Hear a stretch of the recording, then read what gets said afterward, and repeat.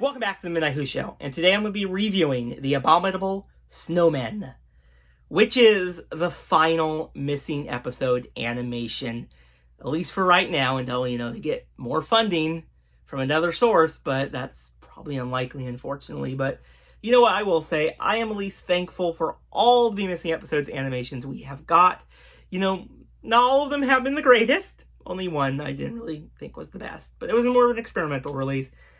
But I still think they put a lot of, heart and energy into these releases to just bring back these missing episodes so fans get to relive these stories, and they've done a really good job. And now we have probably one of the longest runs of Troughton stories that we'll ever probably get, which is so cool. Just really wish we got Wheel in Space. That would have been just amazing. But you know what? I still am so thankful. Now, what do I think of this story? Well, I think it's pretty much just okay. It's definitely not one of my favorite Troughton stories ever made, but I will say I really enjoyed the settings. I think, in this monastery in the Himalayas, that's just a great setting. The doctor basically going back there trying to return an item, and then, basically get into a lot of trouble because that's just classic Doctor Who there. I think, that has a really good cast of characters that we meet in there. There's very eerie elements to it, and I really like the design of the snowmen creatures. Even if I laughed a little bit at the animated form of them and the live action. There's something about them that I just feel, these just don't seem threatening to me. But I can also say, I think the story goes on a little bit too long for me. For a six-parter, I felt it was just getting on and on a little bit too much for me. But I will say, Patrick Troughton is amazing as always in the story. And I really like how he kind of saw the events unfold as we get more and more about the great intelligence, and I think it's a pretty decent introduction. And at least for me though, because I've only seen the Web of Fear, so it's really awesome to see the one before that, and we get to meet the character Travers that we see again. So I really like that, because now I don't have to just listen to the audio form of the story.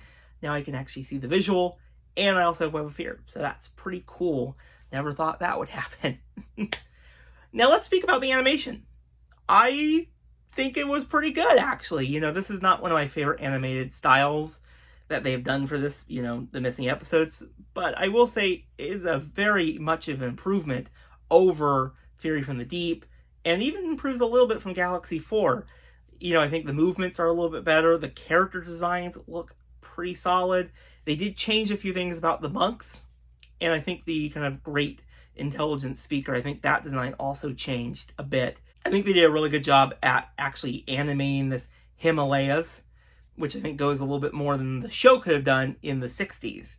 But yeah, they did a good job for it. And I will say, if this is the last one, I'm pretty happy with it. But I do hope this is not the last one, and we will get more of them in the near future. What did you think of the Abominable Snowmen? Let me know your thoughts of it in the comments below. And what do you think of this animation, and are you hopeful that there will be more in the future? And which ones would you want to see? Mine would, of course, be, I really want to see the Daleks Master Plan or the Wheel in Space. I would really like to see those ones. Well, that's it for tonight. Really hope you guys enjoyed this video, and if you did, click that subscription button, and I'll see you guys in the next video. Bye, everyone.